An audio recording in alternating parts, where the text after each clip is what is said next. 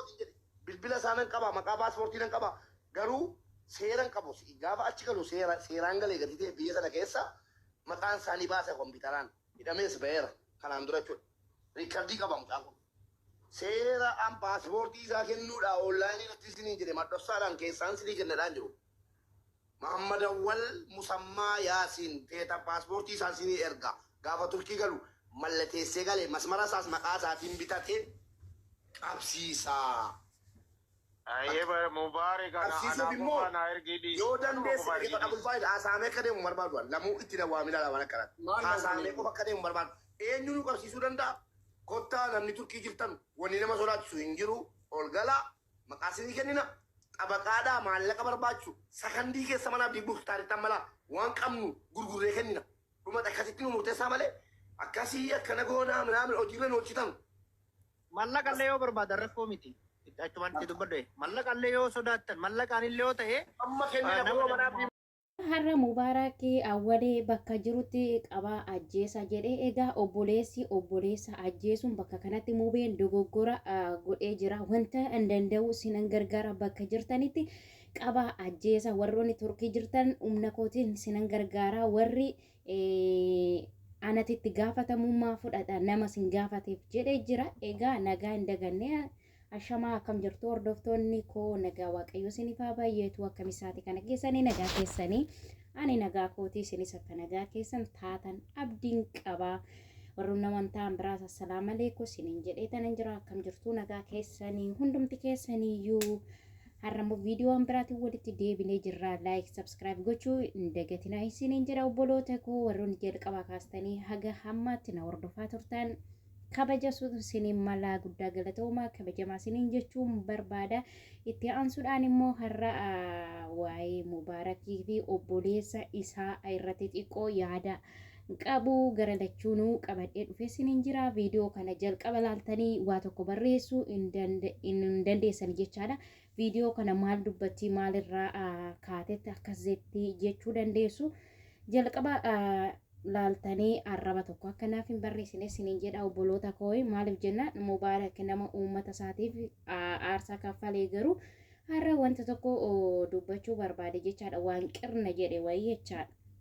Egaa awwalee hin beektu jechaadha kanaan dura obboleessa Mubaarak akka ta'eyyuu ani yeroo inni macaafa qulqulluu kukkute isaaniin bare jechaadha haa ta'uyyuu malee hamma immoo wantoota amantaa musliimaa keessatti taa'aa jiru ijoolleen kaleessa farra galgala argitan hin jirtu jedhee yaada egaa amantaa warra musliimaa nabii tuqe jedhanii viidiyoo isaa hin agarre garuu murtoo Mubaarak murteessee murtoo baay'ee ulfaataadha maaliif jennaan karaa amantaa isaatti maaf haareen jedhu amantiin kan abbaatii amantiin lubbuudha beekamaadha siyaasa.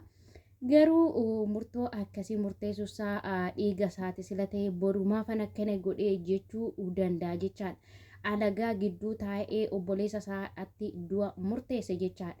Inni isaayyuu akkas jedha nuti maal lugashii jedhanii mucaa kana har'aan wanta hin taane ga'uu danda'u jechaadha. Garuu gaafa mucaan kun immoo lubbuusaa darbe boru Mubaarak mati itti gaabba jechaadha. Egaa har'a ganama kaleessa amantaa musliimaa arrabsee ture jechaadha mucaan kun gaarummaa qabaatee osoo hin taane garuu mubeen murtoo akkasii murteessuu hin jarjareessin jechuu barbaada obboloota koo maaliif murtoo akkasii murteesse laata maalirraa ka'eeti laata kan jennus laaluu dandeenya jechaadha.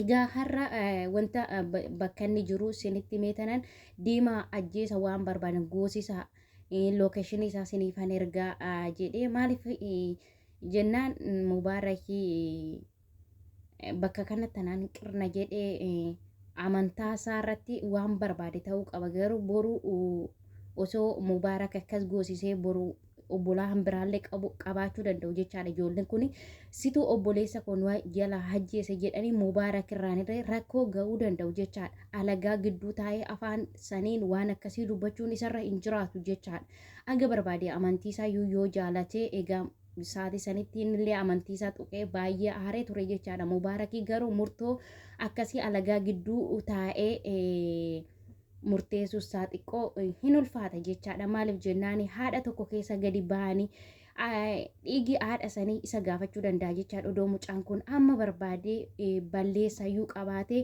ijoollee isatti aanullee jechaadha. Ijoollee mucaa kanatti aananillee gorsisiisuu danda'a jechaadha. Awwalee waan gaarii godhee miti. Dhugaa dubbachuuf kaleessa amantaa beenxee yookiin kiristaanaa wanti inni gochaa ture hin beektu. Ammas immoo dhaabbataa ta'ee mucaan kun feemosuu fi ta'ee wanti inni beeku tokko hin jiru jechaadha. Mucaan kun beekamtiidhaan illee gara amantaa beenxee hin dhumne jechaadha. Dhugaa dubbachuuf nama jala deemeeti wanta of danda'ee gaaffii takkallee deebisuu hin danda'u jechaadha. Amantaa kiristaanas bakka bu'u har'a garuu mubeenis baay'ee haara ijoolleen kaanes isaan takkas nu goosisaa jedhanii amantaaf amantaa walitti bu'aa jiru. Obbolaan lamaan illee namsee wal baasisuuf jiru jechaadha. Maalirraan kan ka'e gaafa mucaan gabba'ee waan tokko dubbatu jabaa koo awwalee koo minamina jedhu jechaadha. Ijoolleen keenya argaan ture jechaadha. Leenca inni kana gabba'ee dubbate jedhuun jechaadha. Amantaa odoo kan keenya amma gabba'ee dubbate u'u jedhu jechaadha. Ani mubee maa akkasitti aaree odoon taane dhuguma amantii kee gaafa tuqan inaarra garuu murtoo akkasii murteessuu dogoggora jechaadha. Alagaa gidduu taa'ee murtoo akkasii murteessuusaa balleessa guddaadha. Maaliif jenna namoonni achi jala jira sun hundumti keenya ayyuu achi jala jirra.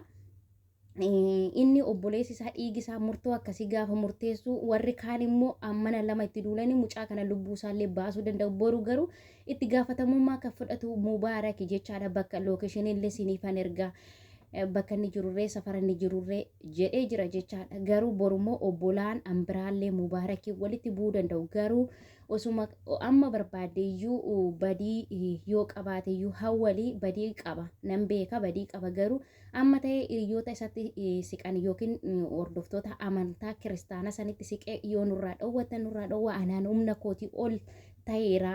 Amantaa kiyya irratti ani nama dhiisuu hin danda'u jechuu qaba malee murtoo akkasii maallaqa yoo barbaadan maallaqa amma barbaade siniifan gashaa anatu itti gaafatamaa jechuu irra hin jiru jechaadha. Maaliif jenna boru rakkoon ambiraa isarra ga'uu danda'a jechaadha. Egaa hundumti keenya iyyuu obboloota kan wal kabanyee jiraachuun dirqama jechaadha. Amantaa abbaa barbaadee dhakaa kanattu yoo gabbaree anaanaaf ta'e taanaan namni wanti hin galchuu hin jiru yookiin na galchullee hin jiru jechaadha. Maaliif jennaan dhugaa dubbachuu fi mucaan kun awwaleen kun kiristaana keessa yoo jiraate iyyuu obboloota isaatiif jecha oduma amantiin musliimayyuu sirrii ta'uu baate obsuutti sirra jira jechaadha. Mee obboloota ka'u hundumti keessanii iyyuu hiriyoota kiristaanaa hin qabdan, hiriyoota ortodoksii hin qabdan, hiriyoota musliimaa hin qabdan wal kabanyee walii gallee jiran biyya keessattillee asittillee jechaadha. Osoo wanti baay'ee amantaa keessan qeequ jiraatu hiriyoota keessaniif maatii keessaniif jecha wanti isin dhiiftan tokko hin jiru. Silaa hammas immoo awwaleen osoo amantaa musliimarraayyuu quuqama qabaate obbolaasaa mubee kana laalee silaa obsuuti isarra jiraata jechaadha. Anama fakkeenya fi maatii koo keessa ortodoksii illee jira. Siisteriin koo amma musliima jechaadha. Amantaa maaf amantaa kana qabattee wanti nani jedhuun hin jiru jechaadha. Maaliif jenna amantaan kashiitiin wal kabanyee ishinillee amantaa kana maaf qabata kootu gara koonaan hin jettu anillee amantaan musliimaa sirree miti kootu gara kiristaanatti as deebiin jedhuun maaliif jenna ishiidha taana wanti nagalchuu hin jiru jechaadha. Isarra immoo darbee hiriyoota amma wanta tokko osoo amantaa kiristaanaa fi amantaa musliimaa gidduutti bu'ee jechaadha akka wanta tokko dubbachuu hin danda'u. Maaliif jennaan obboleettiin koo keessa jirti. Isarra immoo darbee hiriyyaan ani baay'ee jaaladhurree hiriyoonni musliimaa keessa jiran hin jiru jecha isaafiyyuu gabba'ee wanta tokko dubbachuu hin danda'u jechaadha. Hundumti keenya iyyuu hin beektu jechaadha. Gaafan kanaas hin jedhu obbukkeetti wanta tokko laaluun dirqama jechaadha. Amantaa sanirraa bichaa aarii qabaatanii oon kana dubbadisiisuu danda'a. Yoon kana dhiise yoo akkas jedhanii laaluun isarra silaa awwaleen kunis obboloota isaa musliima keessa jiran laalee osuma odumayyuu dhugumayyuu ta'e jechaadha. Laaluun isa dhugaa qabaatee miti garuu mubeen murtoo akkasii murteessuu xixiqqooshii qirna jedhe malee awwalee dhugaa dubbachuuf amantiillee bakka hin bu'u wanni inni beeku tokkollee hin jiru jechaadha. Obboloota koo dhugaa dubbachuu wanti inni beeku takkallee hin jiru. Mucaan tokko hin jira jedha raajii kan jedhu isa gaafa gaaffii gaafatanillee jechaadha. Waa'ee macaafa qulqulluurra gaafa gaaffii gaafatanillee isa waama malee wanti inni beeku tokkollee hin jiru. Har'a garuu obboleessa isaa wajjin illee jiraatti wal dhabuuf deemu jechaadha. Mubeen aarii keessa galee wanta hin taane ijoollee turkii keessa jiraniin wal quunnamaa bakka inni jirullee dhaqaa jedheeni jira jechaadha. Mubeen sinaaree amantaa sarratti amantaa keerratti namni kamiyyuu namni si dhiisu hin jiru. Ijoolleen immoo haaranii jiru jechaadha. Ijoolleen amantaa musliimaa akkamitti akkas jedhaanii jecha akkasiiyyuu jedha. Jecha akkasii isa har'a obboleessa koo miti nama kaan irraayyuu jecha akkasii nama amantaa keenya harrabsu arge hin beeku. Waan danda'uunani itti gaafatamummaan gaafa namni sun waa godhe awwalee kana natu itti gaafatamummaa fudhataa jedhee mubeen dubbatee jira jechaadha. Har'a ganama ijoolleen amantaa musliimallee hedduu tokko haaranii jiru jechaadha. Na amma amantaa kiristaanaatiin illee ijoolleen azzacha'anii wal loluurra gaanii jiru jechaadha.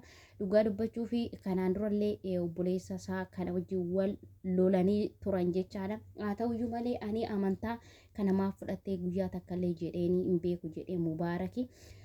Haa ta'uyyuu malee obboloota koo tokko mubeen wanti inni balleessee amma danda'amaa ta'etti dursa odoo murtoo kana hin murteessin dura ijoollee amantaa kiristaanaa keessa namuma isa taanutti maaliif wanta akkanaa irra hin dubbanne maaliif wanta akkanaa irraa hin dhaabne tokkoffaa obboleessa dirqama dhiiga odoo mucaan kun waa ta'e boru boo'u isaan odoo du'e amma hin boo'amoo maal godha odoo ajjeesanii jechaadha. Hin beektu biyya arabaa kana keessatti mucaa kana wanta barbaadan gochuu danda'u jechaadha. Amantaa wanta quraana irra hin jirre yookiin wanta macaafa irra hin jirre wanti inni amantaa musliimaa harrabse jedhanii dubbatanii jiru. Dhugaa waaqa balleessa guddaa hojjete osumayyuu quraana irraayyuu ta'e obboleeyyasaatiif jecha wanta kana dhiisuun isarra jiraata jechaadha. Osoo aga barbaade dhugaan macaafarra jiraate yookiin quraanarra jiraateyyuu obbolaatti ilaaltee nama obbukeetti ilaaltee nama kabaja beekoo ta'e jechaadha. Nama wal nyaachisaa jira jechaadha. Amma fakkeenya mubeen odoo mucaa kanarraa waan ga'e obbolaa hambiraallee hin qaba jechaadha. Mubaarak gaafa mucaan kun waa ta'e sit obboleessa koo akkana godha jedhee mubeerree rakkoon irraan ga'uu danda'u jechaadha. Egaa obboloota koo haalli jiru baay'ee ulfaata isiniin jedha. Dhugaa dubbachuu fi baay'eedhuma tokko rifadhee dhiiga ofirrattis akkas murteessuun amma ta'e silaa mubeerra wanta neege tokko har'a ganama nan gorsa baqqaa karaa keessaa isa bakka isaallee dhugaa waaqayyo murtoo du'aa jechaan ajjeesa birrii isiniin kenna obboleessa kee akkamitti akkas jettame awwaleen badiin qabu miti badii guddaa qaba. Garuu mubaarak immoo murtoo akkasii murteessuusaa xiqqooshee qirna jedhee isiniin jedha obboloota kooyi.